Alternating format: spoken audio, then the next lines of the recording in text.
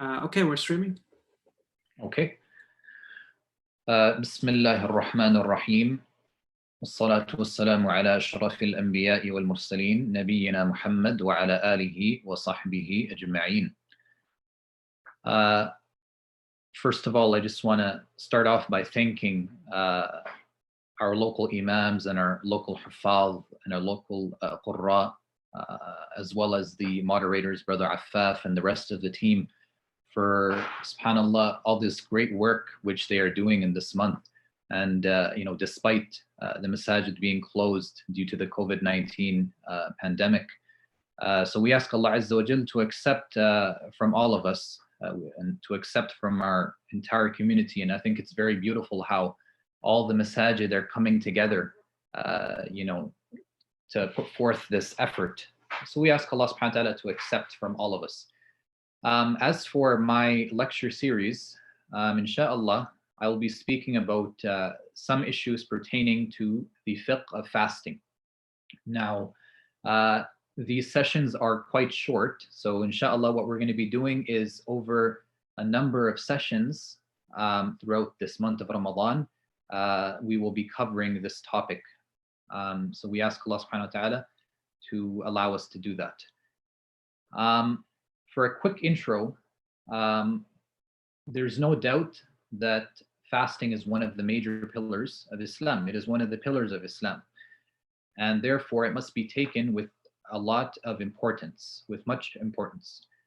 As Allah subhanahu wa ta'ala says in the Quran, that it's become يَا أَيُّهَا الَّذِينَ آمَنُوا كُتِبَ عَلَيْكُمُ الصِّيَامُ كَمَا كُتِبَ عَلَى الَّذِينَ مِنْ قَبْلِكُم. Right? It's been made mandatory upon you, just as it has been made mandatory upon the people that came before you.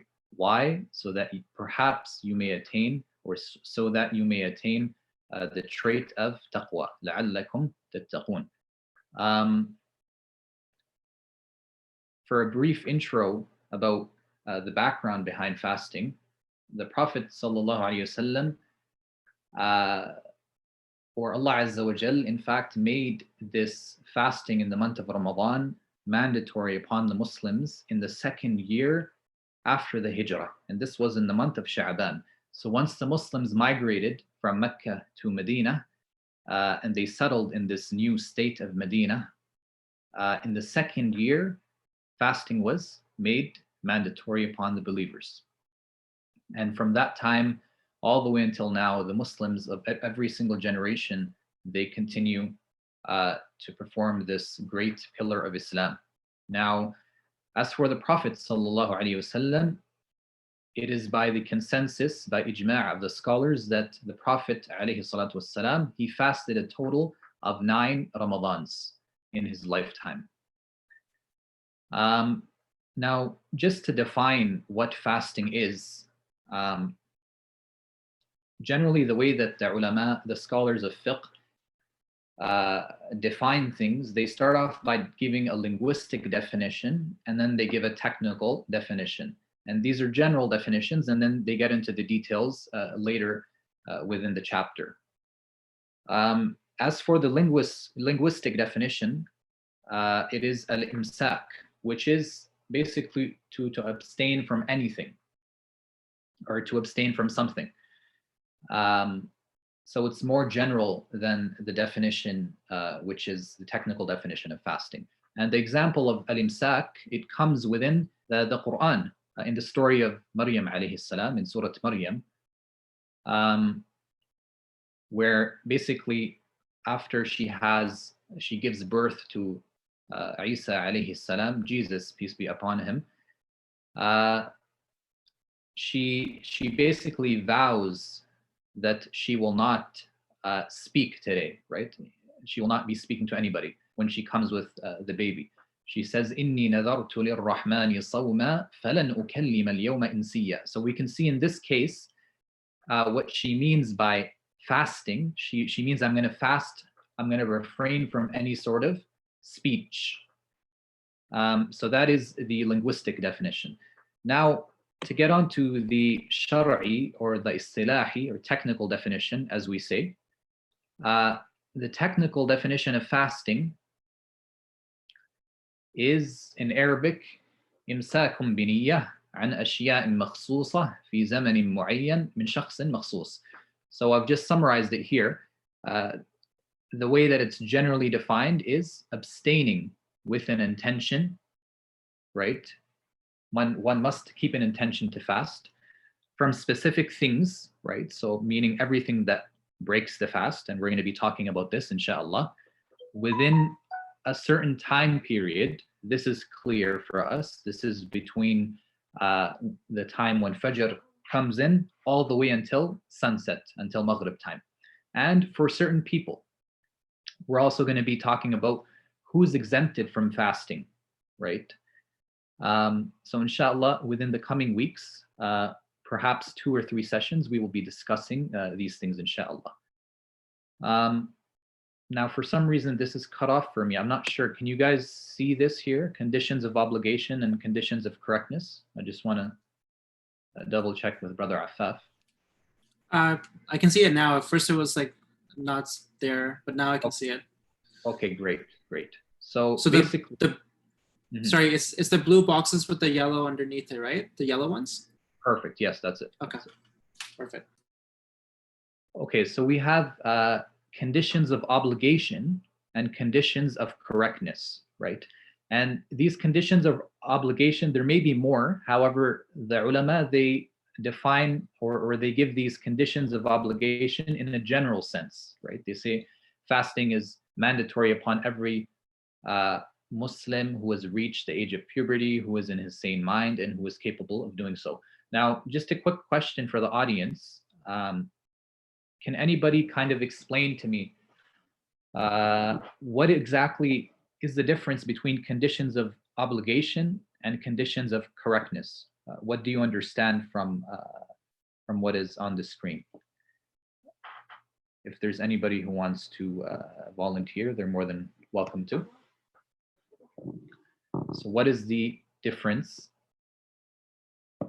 Let me check the chat.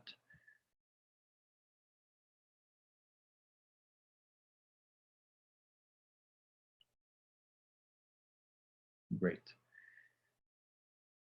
So just to repeat the question again, what do you understand, or what do you think the difference is between conditions of obligation and conditions of correctness?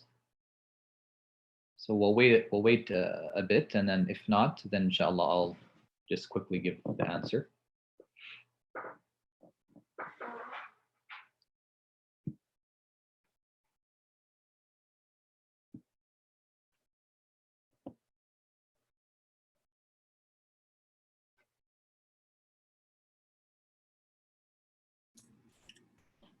Is it kind of like one is why we do it, or why must we do it, and the other one is essentially like how to do it correctly, or what are the pillars or the rationale behind doing it in an appropriate manner?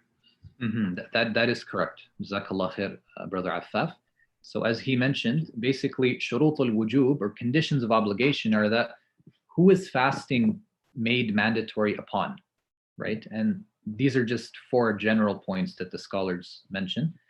And as for the conditions of correctness, we have if this person was to fast, is his fast acceptable, or is his fast correct, or does he have to make up the fast, right? In the sight of Allah subhanahu wa ta'ala, or in the view of the Sharia, is his fast deemed to be correct? So that's what conditions of correctness are. So we have Islam. A person has to be obviously Muslim for fasting to be mandatory upon him. We have bulugh, which is one must reach the age of puberty to be obligated to fast. Then we have the aql. A person must be in his sane mind, right, to be fasting. And we're going to get into the details of all of these issues, so I'm not going to elaborate on them too much over here, inshallah. And then we have a person must be capable. As for the conditions of correctness, again, we have some overlap, as you can see here, and this is normal. We have al-Islam, the person must be Muslim. We have something called tamyiz, right? What exactly is tamyiz? It is when the child reaches an age where he can start to distinguish the right and the wrong, right? He starts to have an awareness of the things around him. He can start to differentiate between things. And usually the ulama, they say that this age is the age of 7 years old. So as we can see here, right? So if a child that was, let's say, 7 years old were to fast, then his fast would be accepted. It's not mandatory upon him. It's not wajib upon him to fast. However, his fast would be correct, right? Because he understands what he's doing. He's fulfilling the conditions of fasting. He can be taught these things. Usually, generally speaking, the child which is under this age, he would not fulfill this condition. So he wouldn't be able to fast and get the ajr for that. A woman on her period or who's having a postpartum bleeding, so al-hayd or al-nifas, her blood flow must stop, right? So she can't be fasting while her blood is still flowing. And again, we have sanity, right? This comes under this, so you can't be unconscious. For example, you've lost your mind and your fast would not be correct. You would have to make it up if you become unconscious. And then you have the intention as well. A person must have the intention to fast, right? As the Prophet ﷺ has told us, إِنَّمَا الْأَعْمَالُ بِالنِّيَّاتِ, that verily actions are by intentions. So, make sure that your intention is correct. I'm intending to fast. Don't just have the intention that my main intention in Ramadan is that I want to lose, 30, 40 pounds. And that's why I'm fasting this month of Ramadan. No, we're fasting the month of Ramadan because Allah Azza wa Jal has made it mandatory upon us, and we believe in Him, and it's one of the pillars of Al-Islam. And that's why we fast essentially. And now, as for the pillars, right? Just to quickly go over them, and there is some repetition, but these pillars are basically, there's two main things you have to keep in mind when you're fasting. Avoid all the things that break the fast, right? And these things are called al-mufattirat. And these mufattirat, we will be discussing in detail in the coming weeks, inshallah. So that's the first thing. Avoid everything that will break your fast. Number two is from Fajr until sunset. So within this time frame. Okay, now to discuss some of these conditions that we mentioned up here in a little bit more detail, right? So some of them I've left blank. So for example, under the condition of Islam, there's several masail, there's several issues that the scholars would discuss under this. However, perhaps it's not, I left these things out for, as they may not be from the scope of this class. I want to give you guys the things that are most relevant to us, inshallah. For example, if the new Muslim, if he accepts Islam, let's say in the middle of Ramadan, the 15th of Ramadan, does he have to make up the first 14 days of fasting, or does he not? If he makes up, if let's say he were to accept Islam in the middle of the day in Ramadan, does he have to stop eating and drinking from right there and then? Or what is he obligated to do? And there's many, many issues which the ulama have discussed and they continue to discuss. However, we will leave those things out. We discussed bulugh, puberty, right? We said that for fasting to become wajib upon a person, he must reach the age of puberty. However, if the child was to reach the age of 7, then his guardian or his wali, his parent, should in fact have him fast, right? He should start, the child should start practicing to fast, right? So that he's prepared, so that when he reaches this age of puberty, he's ready to, right? So when fasting becomes obligatory upon him, he's ready to do this good deed for the sake of Allah subhanahu wa ta'ala in the best way. And how do we do this, right? we can't just have our children start fasting, 30 days right away. That'll be very difficult for them. So that's why, Allah Azza wa Jal has given us this period, and we're advised to, in fact, order them or have them fast regularly once they've reached the age of 7. And, it can be a day here, a day there, teach the child so that he's better prepared, inshallah. And he will get the reward for that, right? And inshallah, the parent and the guardian will also get the ajr, bi'idhnillah. Okay. We also mentioned this condition of being sane, right? And being in your right mind. Now, generally, there's two things. A person can lose his sanity by becoming majnoon, so he's become kind of crazy to an extent, or he becomes unconscious, al-mughma alayh. And again, there's many issues, but we'll just mention a few, inshallah. The person who has lost his sanity entirely, right? Or he's lost a part of it, right? Or let's say due to old age, he starts to, lose his mind. We ask Allah subhanahu wa ta'ala to protect us from that. The Prophet alayhi salatu wasalam, and it comes in the Quran as well, he would ask Allah to protect him from that age where that starts to happen to a person. So these people are actually exempted from fasting. And inshallah, we'll discuss in more detail who is exempted from fasting in the coming lectures, bi'idhnillah. Okay, now, how about one losing their consciousness? If one becomes unconscious, what is the ruling for that? So one common issue, let's say a person were to go under anesthesia, right? So he goes in for a surgery. So what are the rulings pertaining to that? So generally we have two conditions here, or two scenarios, as I've mentioned. The first is he makes the intention for fasting right before Fajr, and he is unconscious for the entire day, right? So let's say, for example, he goes in right before Fajr, he makes his intention, and then his surgery begins. And this surgery, subhanAllah, it goes on all the way until past Maghrib, right? And then he comes out, and now he's back to normal.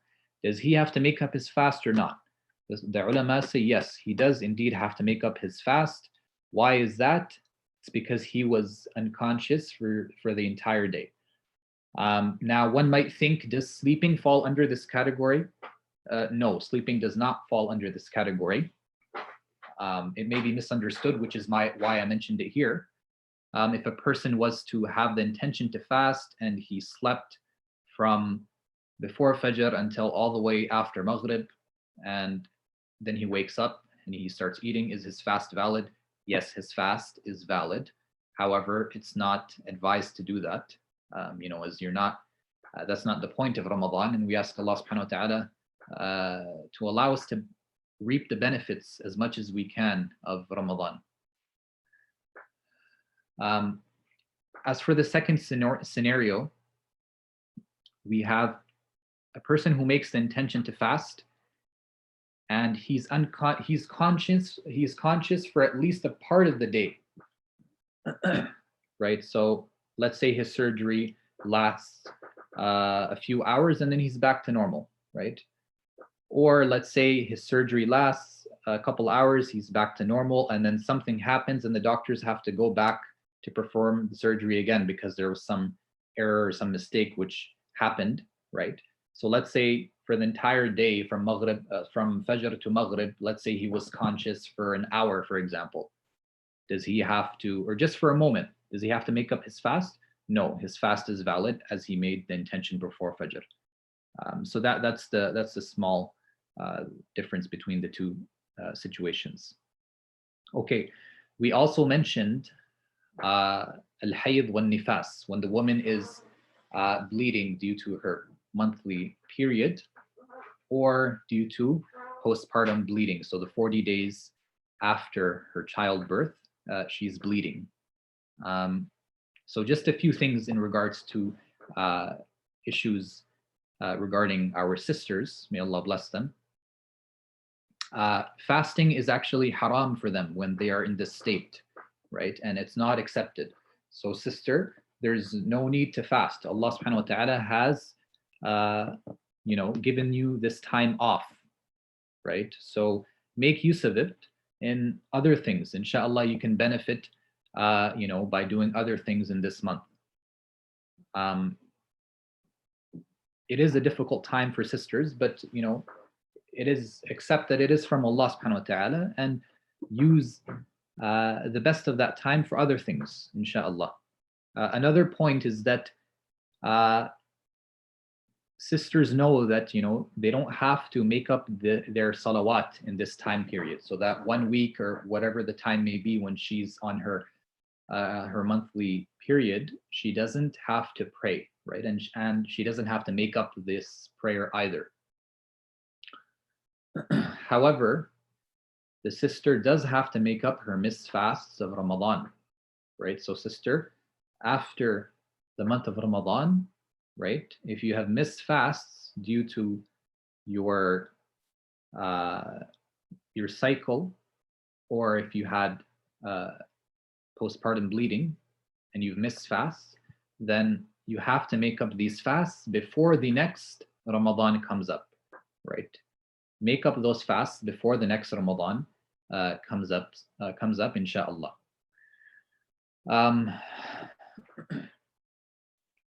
Another issue which might be of some confusion to our sisters, may Allah bless them, is a sister's blood flow stops, right? Let's say, for example, sometime before Fajr, right? And she doesn't have time to make her ghusl. She doesn't have time to take a bath and to purify herself, right, before the time of Fajr comes in. However, her blood flow does stop. Now, does she have to fast or no? Yes, sister, you do have to fast, and it's mandatory for you to fast. Don't worry about your ghusl. You can take your ghusl even if Fajr time comes in, right? So the fast has started. As long as your blood flow has stopped, inshallah, you can be fasting, and in fact, you have to fast, and you can take your ghusl, you can take your bath to purify yourself after the Fajr adhan, no problem, and then you can pray Fajr, inshallah. Another issue is pills. Okay, is it permissible for sisters to take pills that will stop her period in the month of Ramadan? Now, the scholars, they have said that yes, sister, this is permissible for you, with the condition that it is medically safe and sound to do so. It doesn't harm your body. And the Sharia has left this open for the sister to decide what she believes is better for herself. And obviously, this is a modern issue. This is a new issue. This wasn't present in the past. So women would not do this in the past. So scholars have come together and done ijtihad on this issue. And they've come up with this ruling that it is indeed okay, inshallah, as long as it is medically safe. So it's something which is mubah. It's not necessarily recommended, but it's something which is left open for the sister to decide. Another issue is, sister, let's say, for example, your period finishes in the middle of the day sometime, or let's say, at dhuhr time, for example. And now you take your bath and you're pure. Now, do you have to abstain from eating and drinking until sunset, until Maghrib time comes in? So there is a difference of opinion on this issue. And I will mention these two opinions, inshallah, as you can see on the screen. The Maliki and the Shafi'i schools say yes, indeed the sister, she can eat and drink and no problem whatsoever, because she didn't start to fast from the beginning of the day. And she has to make up the fast anyways, right? So let her eat and drink, and inshallah, there's no issue with that. The Hanafi and Hanbali schools of thought these madahib, they say she has to actually abstain from eating and drinking and other things that break the fast until sunset, until maghrib. Why? They say because hurmah, basically the month of Ramadan has a hurmah. It has a sort of sanctity, and that sanctity should be respected. The sister was excused from not fasting because she was in this state of her period, right? Or this state where her blood was continuously flowing, whatever the case may be. However, now she's not, right? So now she is obliged to stop eating and drinking, even if she has to make up the fast later. Wallahu a'lam. Also, the capability to fast, right? This is another condition, and we'll talk more about this. Who is exempted? Who doesn't have the capability to fast? To what extent? Does a minor headache or toothache, for example, allow you to break your fast or not have you fast in the first place? We will discuss these things later on, inshallah. Another condition which we spoke about is the intention. And we did say that fasting is not accepted without having an intention. So please, brothers and sisters, have your intentions right. Now, there is a difference between the intention for mandatory fasts, right, which are primarily the fasting of Ramadan, right, and there are other types, and the intention for voluntary fast, the nafil fast, right, that somebody may do outside the month of Ramadan. So a person who is fasting the month of Ramadan, they should have their intention before Fajr time comes in, right? And it's better not to go into too many details in regarding this issue because, my dear brother, my dear sister, just have in your mind, it's the month of Ramadan, right? You know that you are fasting the next day. So that should be enough. You don't have to overthink things, as you know that you're going to be, just getting up and having suhoor. You're fasting, right?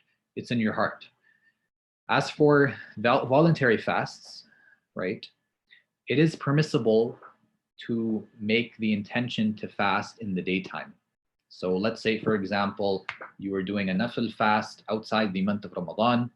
A person prays Fajr, he goes back to sleep, he wakes up, let's say 10:30, 11 o'clock, he hasn't had breakfast, right? And he decides, what, I'm going to fast today. Today I want to fast. Is it permissible for him to do this? Yes, indeed, it is permissible. And there's no issue with that. Some of the scholars, they have differentiated. They say for the nafil fasts, it should be before the zawal time, before midday, he should make his intention. But other scholars say no, it doesn't matter whether he makes his intention before or after midday. With one condition, of course, this is allowed as long as you have avoided all these mufattirat from the time of Fajr onward, right? So you haven't done anything that could have broken your fast, right? You didn't eat or drink or done anything else that would break your fast.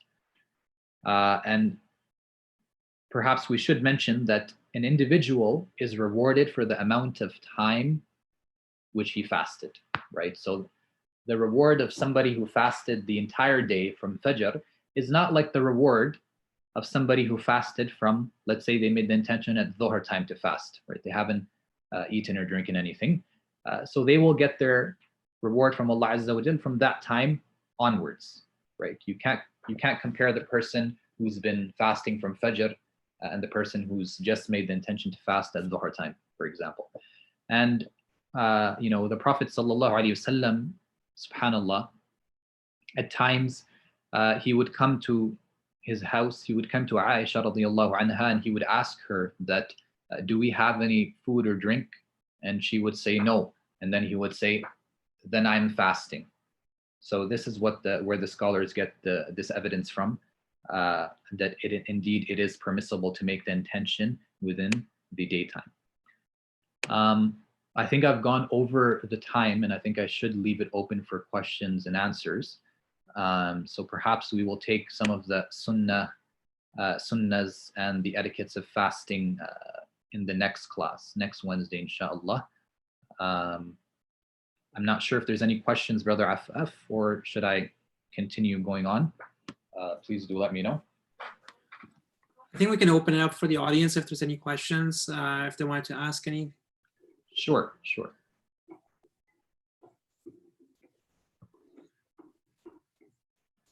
There isn't anything in the chat, so. Okay, no problem. We can wait a bit.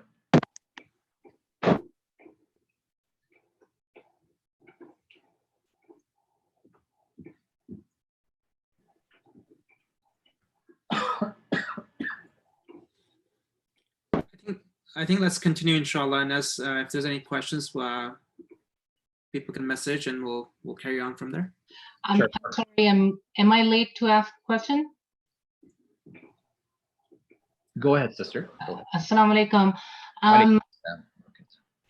You've given the opinion for the Maliki, Shafi, Hanafi, Hanbali schools. MashaAllah, that's very good to know. However, I'm just wondering what should we do? Because if like I think I follow the Hanafi school, but what if you're not certain? What should you do? Or you think that you want to follow the best opinion? Mm-hmm. What should you do? Perfect. Wa alaikum assalam wa rahmatullah. Great question, sister. May Allah subhanahu wa ta'ala reward you. And I was kind of anticipating somebody to ask this. Now, the reason why, generally speaking, I don't mention differences of opinion like this, when somebody comes to you for a fatwa, then you give them, the scholar or the student of knowledge will give them one opinion, as it can cause confusion, of course. However, I thought to mention this as, we're not necessarily we're inside of a teaching environment, which is why I did mention these two opinions, so that there's no confusion, so that you don't leave the class doing one thing and then somebody else tells you something else. I just wanted you guys to know that, what's out there. Now, what should you do, right? So which madhab should you follow? Should you follow the more correct opinion? How do you know which opinion is more correct? Do we even know which opinion is more correct? So all of this, it's a great question from the sister, may Allah bless her. However, we would need, an entire lecture to explain this topic. But just to let the sister know, what she do. Generally speaking, you can ask your local scholar or your local imam, or if you message me privately as well, and you ask for a fatwa regarding a certain situation, inshallah, I will give you the opinion, right?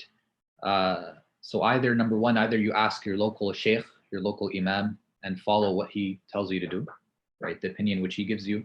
Or number two, if you have followed one madhab your entire life, right, and you're accustomed to the teachings of that school of thought, then you can ask a scholar of that school of thought, or see what the opinion of that school is, and follow that, inshallah. I hope that answers the question. Sister, please feel free to comment or add on to anything if you would like to. Okay, Jazakallah khair, brother. Barakallah feek.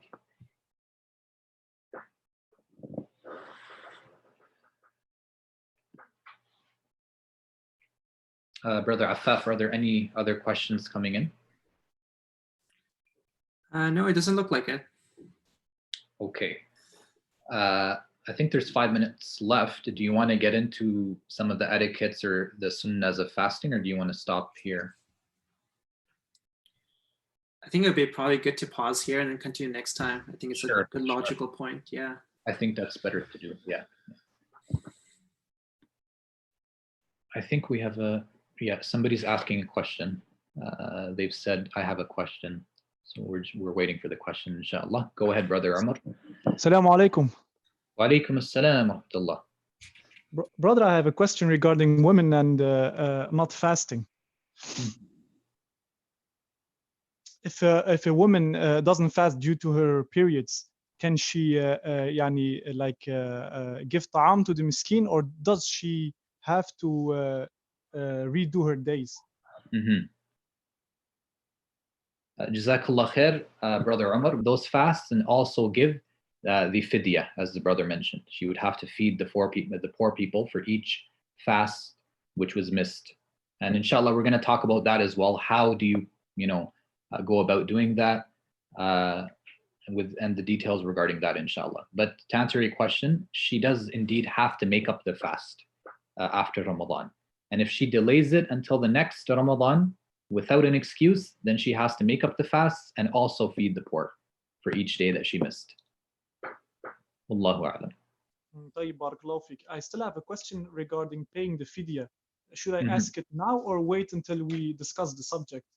I think it's better that we wait. Inshallah, I will be discussing it, right? You can see this fidya here. Inshallah, we will be discussing those details later on. I think we have a minute or two left. So perhaps later, inshallah. Or you can message me personally. I am on Facebook, or you can just put your question on Facebook on the Masjid's page underneath this video, and inshallah I can get to you, inshallah. Inshallah, barakallahu feek. Wa feekum. Are there any other questions before Brother Affaf ends this meeting?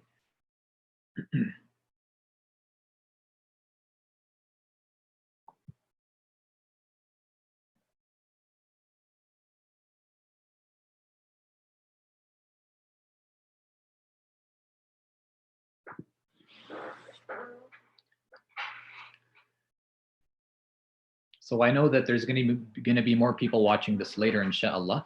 So even if you're not online right now, please do feel free to ask or to leave any questions or comments in under the link of this video on the Masjid's Facebook page, and I will have a look, inshallah.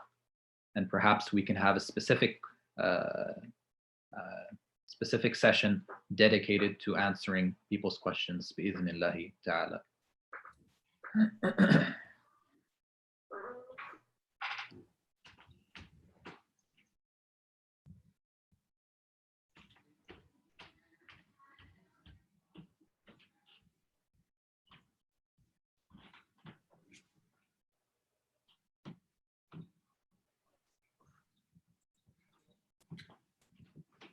So I guess inshallah we're good to close the meeting then. Inshallah. Jazakallah khair again, Brother Affaf. And I hope to see everybody again next Wednesday.